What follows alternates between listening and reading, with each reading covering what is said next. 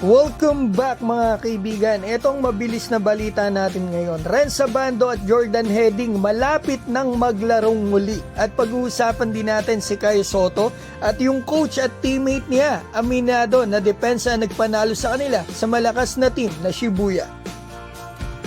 Simulan natin dito. Na-injured si Renz Abando nung nakarang buwan. Hindi po biro ang sinapit ng kababayan natin. At ang magandang balita ngayon, mukhang mabilis na recovery ng kababayan natin. Mukhang malapit na po itong magbalik sa paglalaro.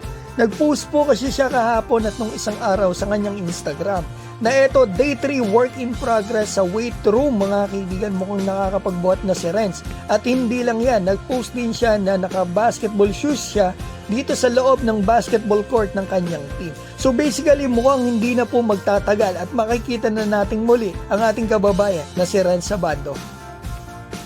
So eto, pag-usapan din natin ang isa pa nating kaibigan, si Jordan Heading. Matagal din po itong nabakante o free agent, 10 buwan na ata mga kaibigan bago po ito maglaro dito sa Strong Group sa Dubai.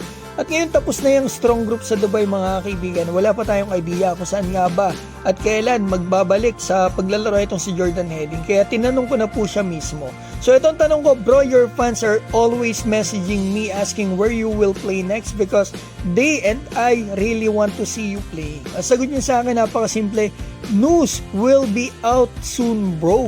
So basically, meron nga siyang lalaro na pero mukhang inaayos pa lang sa ngayon at hindi pa pwedeng ilabas. Pero ang mahalaga, alam na natin na malapit na siyang maglarong muli. At eto, gusto kong malaman yung mga kaibigan nasa Australia po si Jordan Heading talaga.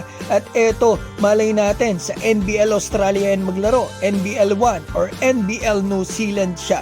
Ikaw kaibigan, may idea ka ba? Maraming komento sa baba kung saan mo siya gustong makitang muli. So ito mga kaibigan, extra kaalaman ko lang ha. Si Jordan Heading po, nung high school sa Australia, ang coach po niya ay si Greg Olbrich na tatay po ni Lachlan Olbrich na dating teammate at kaibigan po ni Kai Sotto. Ngayon, si Kai Sotto naman po ang pag-usapan natin. Napaka-positibo na reactions ng mga fans na naging laro nito sa Shibuya na malakas na team sa kanilang division. 5 points, 10 rebound, 2 blocks at walang fouls at turnovers. Maganda ang hustle, depensa at rebounding ni Kai sa game na ito. Malaking tulong kaya nakuha nila ang panalo. Especially yung depensa ni Kai sa star player ng kalaban na si Josh Hawkinson. 3 blocks mga kaibigan, kaya ang inabot nito sa pambato natin, hindi lang na-register yung isa.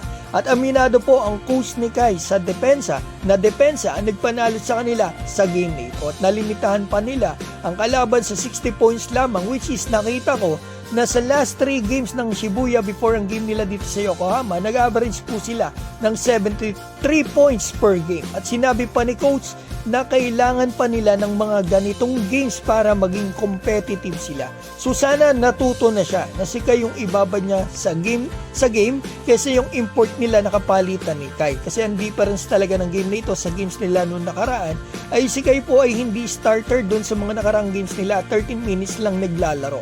At may sinabi para ng isang teammate ni Kai mga kaibigan ng import, si Jarrod Utop dito sa press con din, na ang biggest reason daw kaya sila nanalo dito ay dahil sa kanilang depensa. So eto mga kaibigan, supportan po natin ang ating kababayan na si Kai. Eto yung mga games niya, napaka-solid. Huwag niyong palalagpasin. Chiba Jets, eto back-to-back, February 10 at 11, kalaban ni Kai. Yung dating NBL na kabakbakan niya, si Xavier Cooks, abangan po natin yan.